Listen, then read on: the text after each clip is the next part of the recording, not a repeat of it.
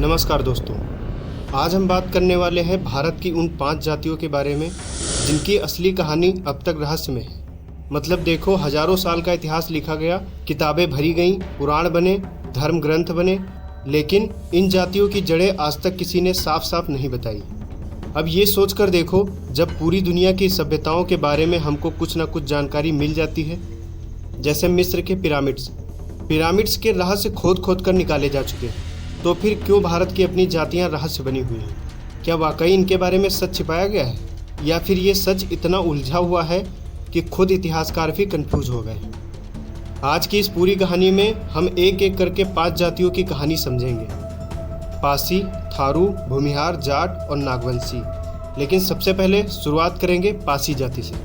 पासी जाति का नाम आते ही सबसे बड़ा कन्फ्यूजन यही होता है कि ये आखिर है कौन, क्योंकि किताबें कहती हैं पासी मूल रूप से शूद्र हैं। कुछ इतिहासकार कहते हैं ये प्राचीन क्षत्रिय वंश से हैं, तो वहीं कुछ लोग मानते हैं कि पासी असल में सूर्यवंश से निकले हुए योद्धा हैं। तो अब आप ही बताओ, इतनी अलग अलग कहानियाँ किसे सच माने? एक थ्योरी कहती है पासी शब्द पसी से निकला है, जिसका मतलब होता है फांसी, क्योंकि पहले ये लोग अपराधियों और दुश्मनों को पकड़कर फांसी देते थे।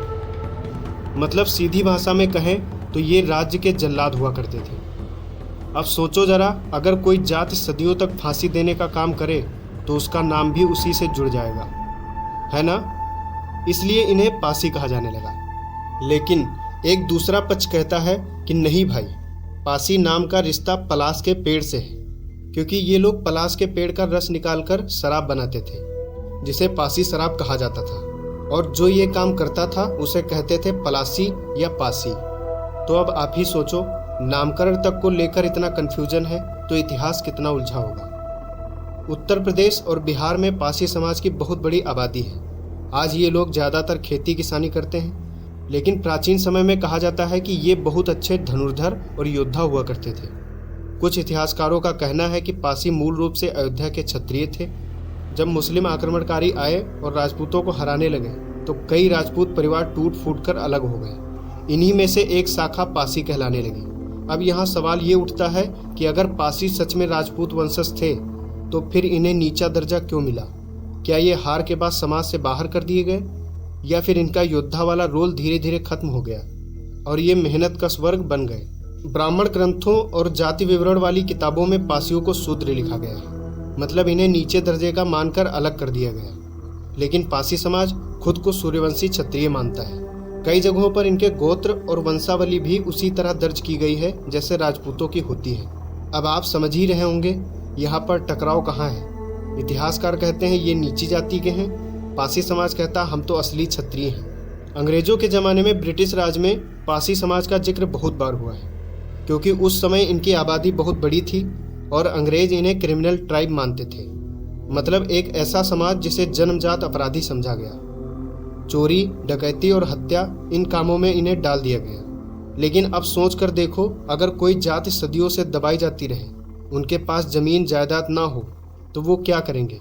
वो या तो मजदूरी करेंगे, या विद्रोह करेंगे, या अपराध की ओर धकेला जाएगा। तो अंग्रेजों ने इन्हें अपराधी कह दिया और इन्हें बदनाम कर दिया। अब यहाँ एक पॉजिटिव बात आती है।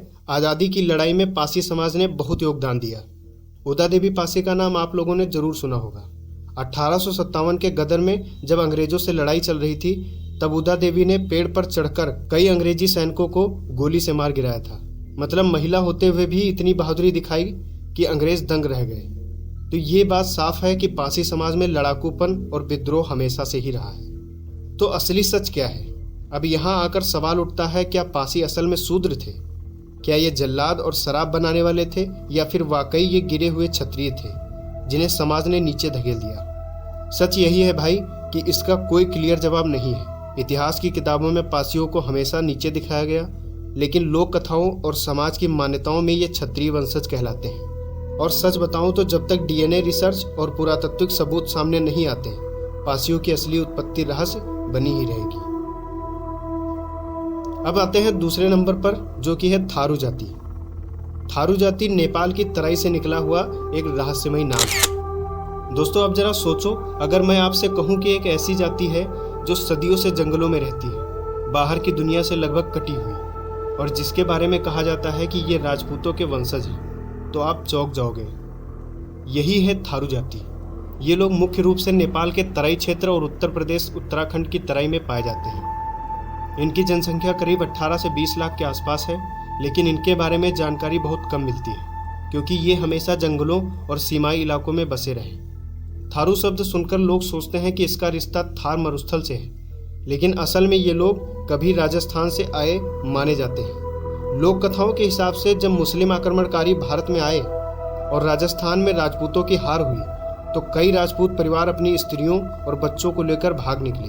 कहा जाता है कि राजपूत महिलाएं बच्चों को लेकर नेपाल के जंगलों में छिप गईं और वहीं बस गईं। समय बीता, पीढ़ियां बदली और उन बच्चों से एक नया समाज बना। यही समाज बाद में थारू कहलाया। थारू लोग आज भी अपनी गोत्र परंपरा को राजपूत जैसा बताते हैं। कई थारू खुद को सिसोदिया, राठौर, चौहान जैसे वंशों से जोड़ते हैं। यहाँ तक कि इनकी शादी ब्याह की परंपराएं, पहनावा और कई जगहों पर भोजन की आदतें भी राजपूतों से मिलती जुलती हैं। लेकिन डीएनए रिसर्च कहती है कि थारू असल में तिब्बती बर्मी नस्ल के हैं। मतलब इनके जीन नेपाल और हिमालयी इलाकों से मेल खाते हैं, ना कि राजस्थान से। अब आप ही सोचो ये कैसा विरोधाभास है। खुद थारू कहते हैं कि हम राजपूत हैं, लेकिन साइंस कहता है नहीं, तुम हिमालय से निकले हो। तो असली सच्चाई कहाँ है? थारू लोग हमेशा जंगलों में बसे रहे हैं। ये लोग मलेरिया जैसे खतरनाक बुखार के बीच आराम से रहते हैं। कहा जाता है कि इनके शरीर में नेचुरल इम्यूनिटी होती है, जिसकी वजह से मलेरिया इन्हें नुकसान नहीं पहुंचा पाता है। सोचो भाई, बाकी लोग जहां मच्छरों से डरकर भागते हैं, वहीं थारू लोग उन्हीं दलदली जंगलों में पीढ़ियों से रह रहे हैं। ये अपने आप में एक बड़ा रहस्य है। थारू समाज की एक सबसे खास बात यह है कि यहाँ की महिलाएं बहुत ताकतवर मानी जाती हैं। कई जगहों पर थारू औरतें खेत संभालती हैं, पैसा मैनेज करती हैं और घर की मुखिया मानी जाती हैं। मतलब यहाँ स्त्री प्रधान समाज की झलक देखने को मिलती है, जो भारत की बाकी जातियों से बिल्कुल अलग है। कहा तो यहाँ तक जाता है कि थारू महिलाएं पहले हथियार भी चलाती थीं और अपने परिवार की रक्षा करती थीं। अंग्रेज जब भारत आए तो उन्होंने थारुओं को भी नोटिस किया। अंग्रेजी दस्तावेजों में इन्हें एक रहस्यमयी ट्राइब कहा गया है, क्योंकि अंग्रेजों को ये समझ ही नहीं आया कि ये लोग कहाँ से आए हैं। इनकी शक्ल सूरत नेपाली है, लेकिन ये खुद को राजपूत कहते हैं और इनका रहन सहन बिल्कुल देहाती और जंगलों वाला है। मतलब साफ है, इनको लेकर अंग्रेज भी कंफ्यूज ही रहे। अब सवाल उठता है कि असल में थारू हैं कौन? क्या ये वाकई राजपूतों की बची हुई संतान है जो जंगलों में बस गई, या फिर ये नेपाल की मूल जनजाति हैं जिनका राजपूतों से कोई लेना देना नहीं? दोनों ही थ्योरी मजबूत है। लोक कथाएं कहती हैं कि ये राजपूत हैं, साइंस कहती है ये हिमालयी मूल के हैं। तो भाई सच आज भी धुंध में छिपा है, लेकिन इतना पक्का है कि थारू समाज भारत नेपाल की सीमा का एक जीवित रहस्य है।